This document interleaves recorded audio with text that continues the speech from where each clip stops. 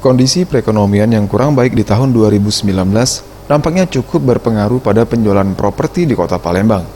Disampaikan Dewan Pimpinan DPD RI Sumatera Selatan Haryadi Bengawan, hingga September tahun 2019, bisnis properti khususnya untuk perumahan komersil sepi peminat. Sementara untuk perumahan subsidi justru laris diminati masyarakat dengan perbandingan penjualan 80% subsidi dan 20% komersil. Kecenderungan masyarakat memiliki rumah subsidi ini dinilai karena bunga kredit rumah komersil masih tinggi dan sulit dijangkau masyarakat golongan menengah ke bawah.